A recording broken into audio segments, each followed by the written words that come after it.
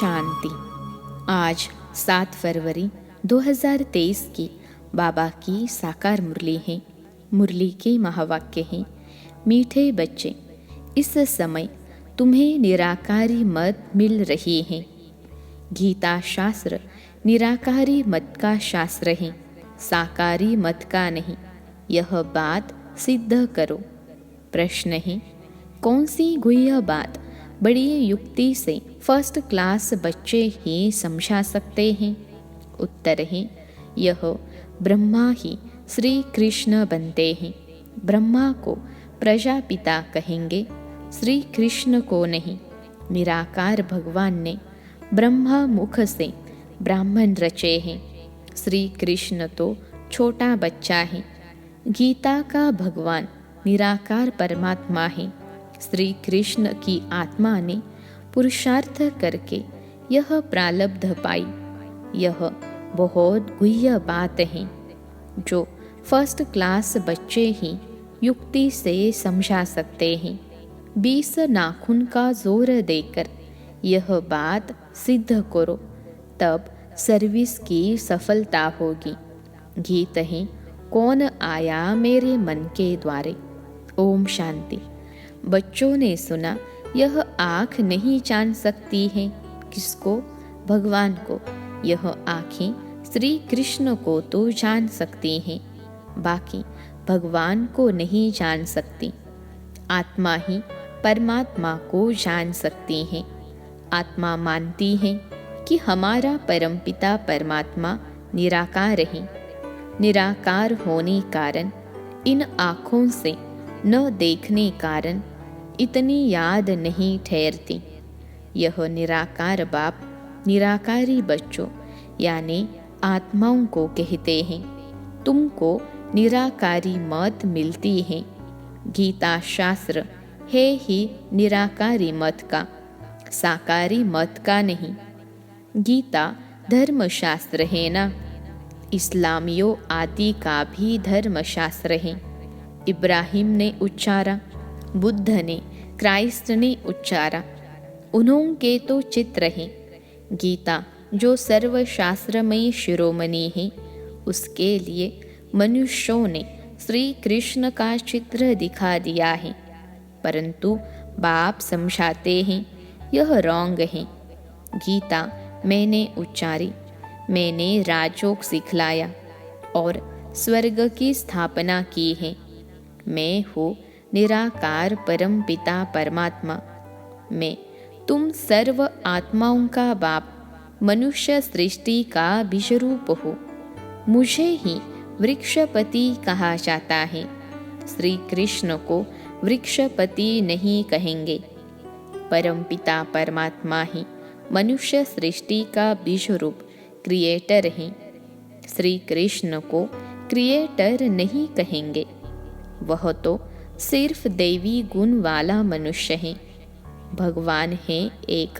श्री कृष्ण को कोई सभी का परमात्मा नहीं कह सकते। बाप कहते हैं, मैं 5000 वर्ष के बाद कल्प के संगम पर आता हूँ। मैं सारे सृष्टि का बाप हूँ। मुझे ही गॉड फादर कहते हैं। श्री कृष्ण का नाम देने से परमपिता परमात्मा को जान नहीं सकते। यही बड़ी भारी भूल कर दी है। गीता द्वारा आदि सनातन देवी देवता धर्म मैंने ही स्थापन किया है। मुझे शिव व रुद्र भगवान कहा जाता है और कोई भी सूक्ष्म देवता को व मनुष्य को भगवान नहीं कहा जाता। लक्ष्मी नारायण आदि कोई को भी परमात्मा नहीं कहा जाता है। कहा जाता है परमात्मा एक है। भगवानुवाच भी है तो जरूर भगवान आया होगा और आ कर के राजयोग सिखाया है। बाप कहते हैं, कल्प पहले भी मैंने तुम बच्चों को कहा था। श्री कृष्ण कभी भी बच्चे बच्चे नहीं कह सकते। परमपिता परमात्मा ही सबको बच्चे कहते हैं। कल्प पहले भी मैंने तुम बच्चों को कहा था कि देही अभिमानी बनो, मुझ निराकार को अपना बाप भगवान समझो। साकारी बाप प्रजापिता ब्रह्मा ठहरा, क्योंकि ब्रह्मा द्वारा ही भगवान ने ब्राह्मण ब्राह्मणियाँ रचे हैं। श्री कृष्ण प्रजापिता नहीं हैं। भगवान कहते हैं, मैं ब्रह्मा मुख द्वारा ब्राह्मण ब्राह्मणियाँ रचता हूँ। यह ब्रह्मा ही श्री कृष्ण बनता है। यह कितनी गुह्य बात है। यह समझाने में बड़ी युक्ति चाहिए।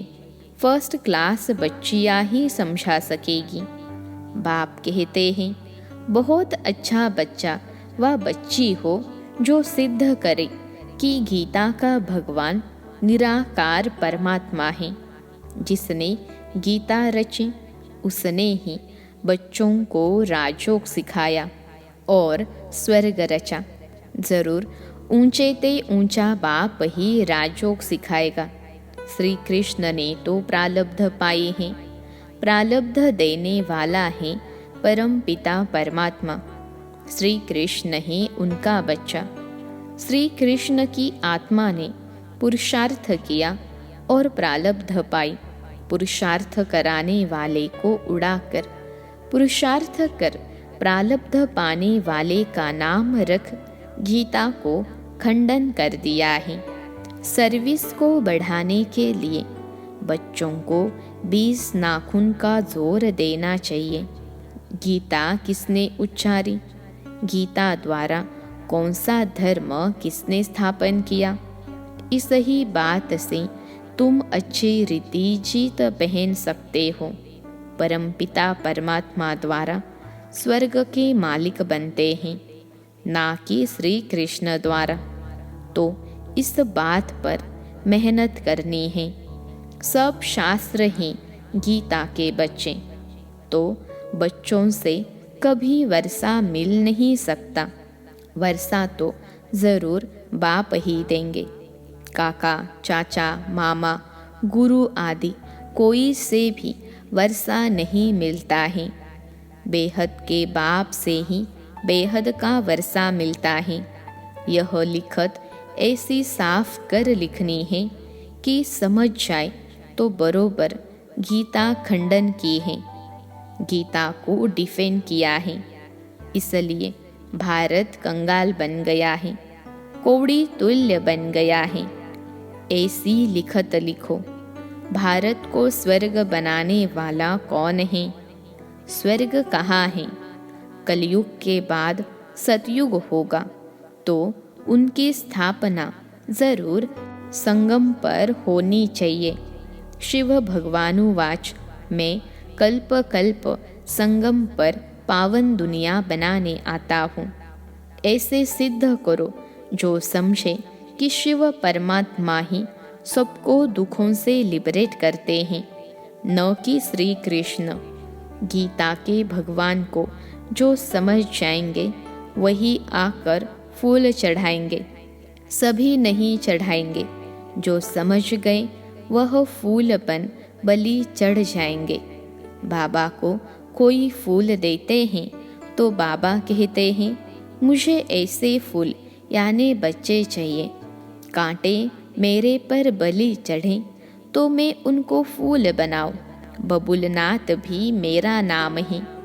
बबुल के कांटों को फूल बनाने वाला मुझे ही कहते हैं। श्री कृष्ण तो स्वयं फूल हैं। वह है गार्डन ऑफ अल्लाह। यह है डेविल फॉरेस्ट। इनको फिर डीटी गार्डन बाप बनाता है। तुम ही नई दुनिया के मालिक बनते हो। लक्ष्मी नारायण की डीटी डिनाइस्टी कही गई है। ब्राह्मण कुल की डिनाइस्टी नहीं कहेंगे। यह ब्राह्मण कुल है। परमपिता परमात्मा ने ब्रह्मा द्वारा प्रजा रची है, इसलिए इनको प्रजापिता कहा जाता है। शिव बाबा को व श्री कृष्ण को प्रजापिता नहीं कहेंगे। यह तो कृष्ण पर कलंक लगाए हैं कि 16,108 रानियां थीं। यह तो प्रजापिता ब्रह्मा ने इतने बच्चे और बच्चियां पैदा की हैं। ज्ञान का सागर है ही एक परम पिता परमात्मा। पाप का दंड धर्मराज देते हैं। प्रेसिडेंट को भी बड़े से बड़ा जज कसम देंगे। राजा से कभी कसम नहीं उठवाया जाता है, क्योंकि उन्हें राजा बनाता है भगवान। वह है अल्पकाल के लिए। यहाँ तो बाप 21 जन्मों के लिए राज्य भाग्य देते हैं। वहाँ कसम उठाने की बात नहीं है। यह मनुष्य सृष्टि रूपी वृक्ष है, कोई जंगली वृक्ष नहीं है। परमपिता परमात्मा को वृक्षपति कहा जाता है। श्री कृष्ण इस वृक्ष का राज नहीं बता सकते, वृक्षपति ही समझा सकते हैं। नर से नारायण तो बाप ही बनाएगा, न कि श्री कृष्ण। मुख्य धर्म शास्त्र है 4, बाकी सब है दंत कथाएं। पहला पहला धर्म कौन सा स्थापन हुआ और किसके द्वारा? स्वर्ग में था देवी देवता धर्म, तो जरूर वह बाप ही रचेगा। बाप पुरानी दुनिया से लिबरेट करते हैं, क्योंकि दुख बहुत है, त्राही त्राही करते हैं। बाप से स्वर्ग का वर्षा लेना है तो अभी लो। साधारण आदमी कोई वर्षा दे नहीं सकता। बच्चों को सर्व प्राप्ति कराने वाला है ही बाप। बेहद का बाप ही स्वर्ग का मालिक बनाते हैं।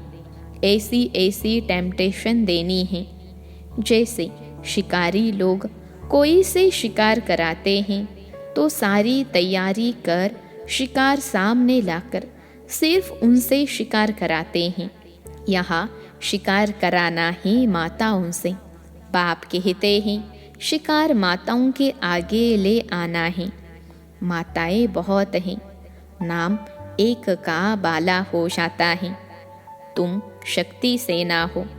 शक्ति डिनास्टी नहीं कहेंगे। शक्ति सेना की मुख्य है जगदम्बा, काली, सरस्वती। बाकी चंडिका आदि उल्टे नाम भी बहुत रख दिए हैं। तो तुम बच्चों को ऐसी बातों पर क्लियर करना है कि ऊंचे ते ऊंचा भगवान, फिर ब्रह्मा विष्णु शंकर। प्रजापिता ब्रह्मा की बेटी है सरस्वती। उनको गॉडेस ऑफ नॉलेज कहते हैं, तो ज़रूर उनके बच्चों को भी गॉडेस ऑफ नॉलेज कहेंगे। अंत में विजय तो तुम्हारी होने वाली है। कोई कोई गीता से वेदों का मान ज़्यादा रखते हैं, तो भी गीता का प्रचार ज़्यादा है। बाप कहते हैं मैं आता हूँ संगम युग पर। श्री कृष्ण का चित्र है ही सतयुग का। फिर 84 जन्मों में रूप बदलता जाता है।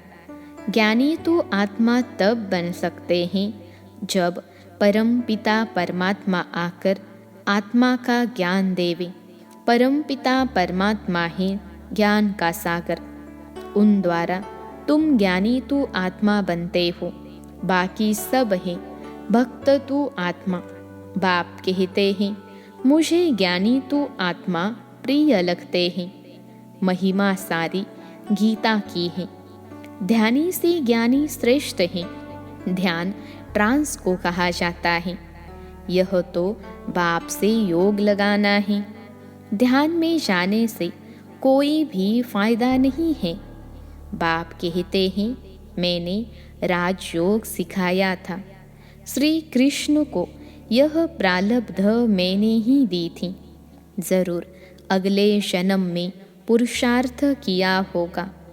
सारी सूर्यवंशी राजधानी ने मेरे द्वारा ही प्रारब्ध पाई है। देलवाड़ा मंदिर का कॉन्ट्रास्ट भी ऐसे लिखो जो पढ़ने से ही मनुष्यों को झट तीर लग जाए। फॉर्म भी भराना है कि बेहद का बाप ज्ञान का सागर है, बहुत मीठा है, हमको राजयोग सिखलाता है। उस सद्गुरु बिगर है घोर अंधियारा। ऐसे बाप की महिमा करने से बुद्धि में लव आएगा। बाप सम्मुख आकर जन्म दे तब तो लव होगा ना। तुमको जन्म दिया है तब तो लव हुआ है। बाप कहने से ही स्वर्ग याद आता है। बाबा स्वर्ग की स्थापना करते हैं, हम उनसे वर्षा ले रहे हैं। विश्वास करो या न करो, बेहद का बाप तो सभी का बाप है। उनसे ज़रूर स्वर्ग का वर्षा मिलेगा। बाप है ही नई दुनिया का रचयिता, तो ज़रूर नई दुनिया का वर्षा देगा। अच्छा, मीठे मीठे सिखिलते बच्चों प्रति मात पिता बाप दादा का याद प्यार और गुड मॉर्निंग। रूहानी बाप की रूहानी बच्चों को नमस्ते। हम रूहानी बच्चों की सिखिलते रूहानी मात पिता बाप दादा को याद प्यार, गुड मॉर्निंग और नमस्ते बाबा नमस्ते। धारणा के लिए मुख्य सार पहली पॉइंट है, बाप का प्रिय बनने के लिए बुद्धि में ज्ञान को धारण कर ज्ञानी तो आत्मा बनना है। बाप से योग लगाना है, ध्यान की आश नहीं रखनी है। दूसरी पॉइंट है, माताओं को आगे रख उनका नाम बढ़ाना है। अथॉरिटी से गीता के भगवान को सिद्ध करना है। 20 नाखून के जोर से सर्विस को बढ़ाना है।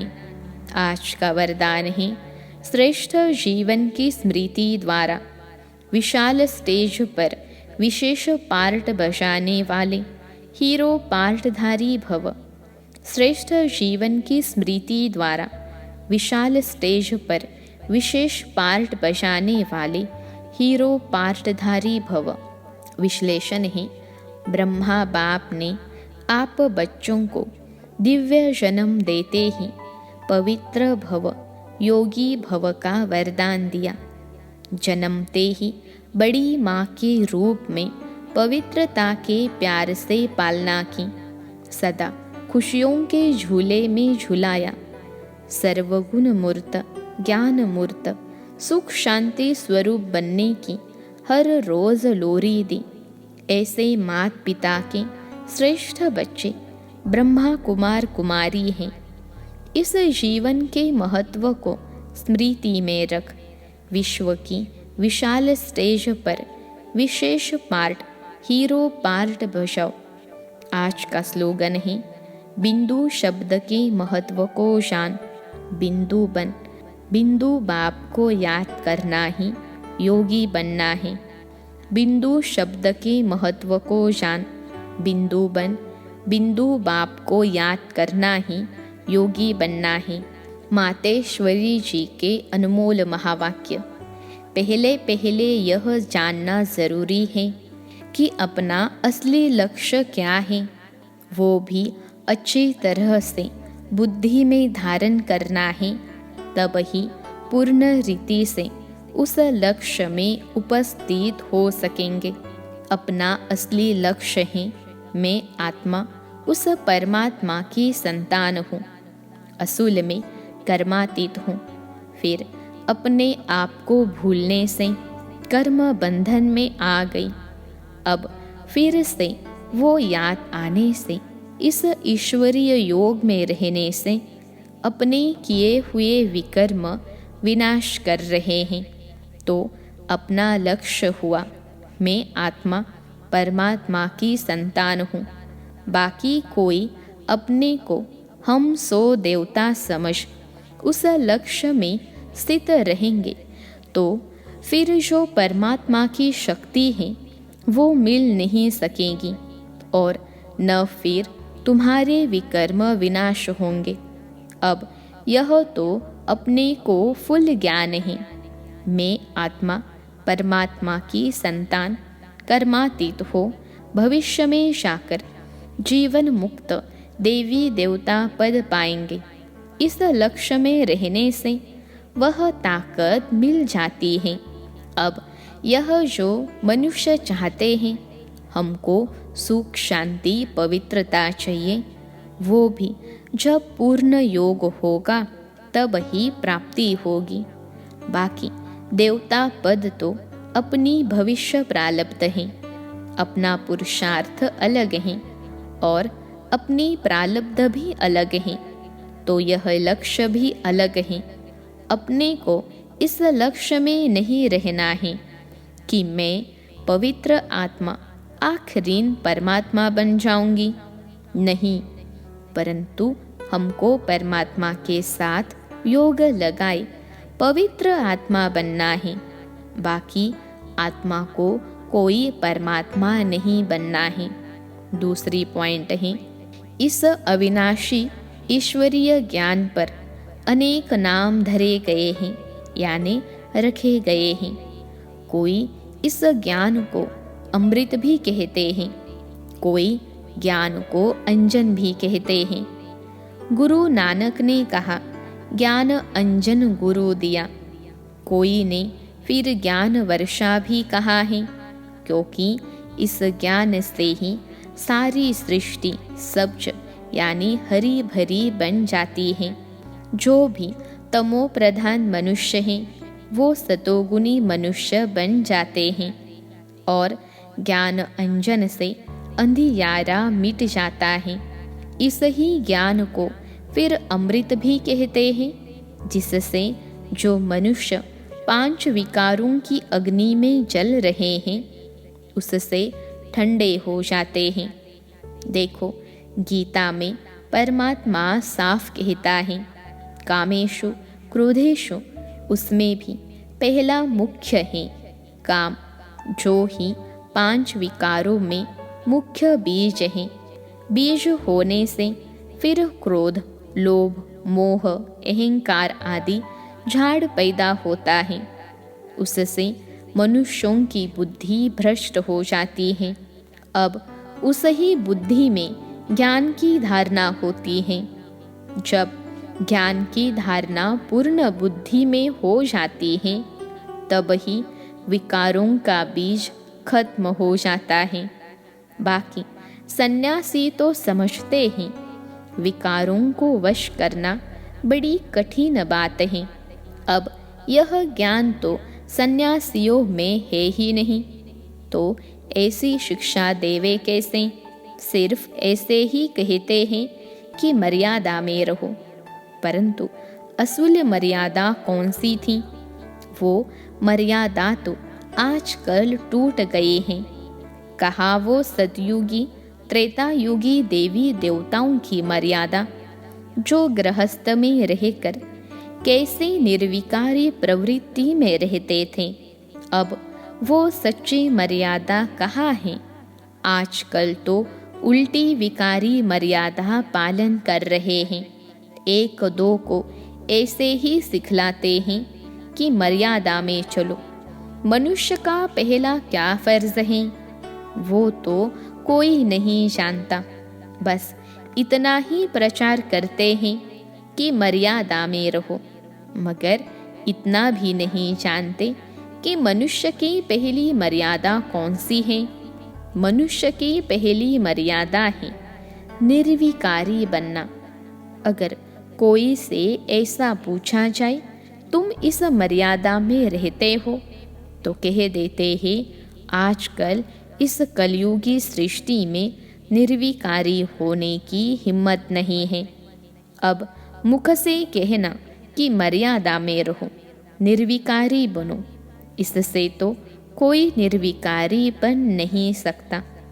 निर्विकारी बनने के लिए पहले इस ज्ञान तलवार से इन 5 विकारों के बीज को खत्म करना, तब ही विकर्म भस्म हो सकेगा। अच्छा, ओम शांति।